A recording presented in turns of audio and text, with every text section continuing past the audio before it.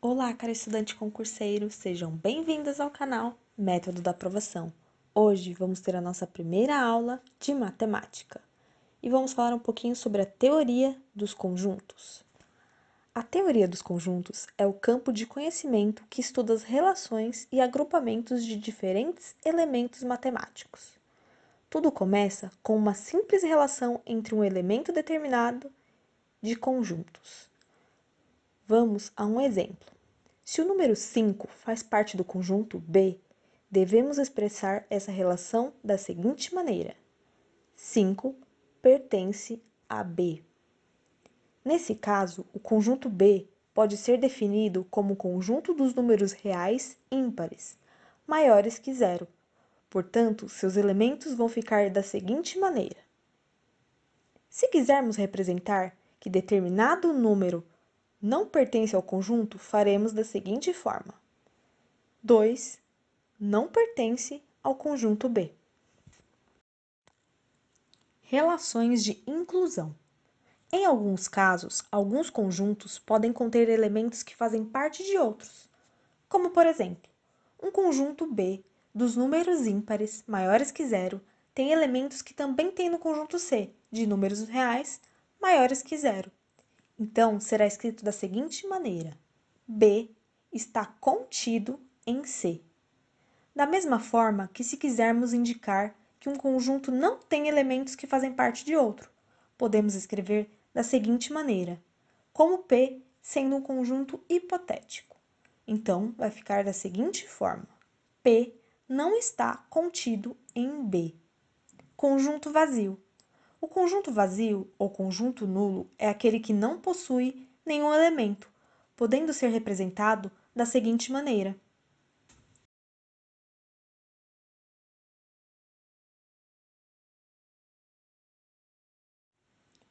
União e intersecção. É possível unir os elementos de dois ou mais conjuntos diferentes. Para representar esse processo, use-se a seguinte notação: J, união com K. Elementos em comum entre dois conjuntos compõem a chamada intersecção e podem ser representados da seguinte maneira: J, intersecção com K. Agora vamos falar um pouquinho sobre os conjuntos numéricos. O conjunto numérico é uma coleção de número que possui características semelhantes. Conjuntos naturais. Eles foram o primeiro conjunto que se teve notícia e nasceu da necessidade humana em contar. Portanto, são os números inteiros e não negativos. Ele é representado pelo número n. Ele possui os seguintes elementos: 0, 1, 2, 3, 4 e assim vai. Números inteiros. É uma ampliação dos números naturais. Ele é formado pela união dos naturais com os negativos e é representado pela letra Z. Números racionais. Esse conjunto nasceu da necessidade de dividir quantidades. Portanto, esse conjunto pode ser escrito na forma de fração, sendo representado pela letra Q. Então, vai ficar da seguinte maneira: x pertence aos racionais, tal que x é igual a A, dividido por B, com A pertencente aos inteiros e B pertencente aos naturais. Os números que podem ser escritos na forma de fração são todos os números inteiros. Os decimais finitos são aqueles que possuem um número finito de casas decimais, como 1,1, 2,33 e assim vai. E as dízimas periódicas são decimais infinitos, como 1,333, entre outros. Números irracionais. Pertence aos irracionais todos aqueles que não pertencem aos racionais. Ele não pode ser escrito na forma de fração. São eles: decimais infinitos, possuem infinitas casas decimais, e as raízes não exatas.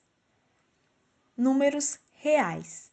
O conjunto é formado por todos os números citados anteriormente. Sua definição é dada pela união entre o conjunto dos números racionais e o conjunto dos números irracionais, representados pela letra R. Esse conjunto pode ser escrito matematicamente da seguinte maneira: Q união com I, ou Q mais I. I é o conjunto dos números irracionais. Todos os números citados anteriormente são números reais. Então é isso, pessoal. Esta foi uma pequena introdução à matemática. A partir da aula que vem, a gente já vai entrar nos cálculos. Então se preparem. Já deixa o seu like, se inscreve no canal e até a próxima aula.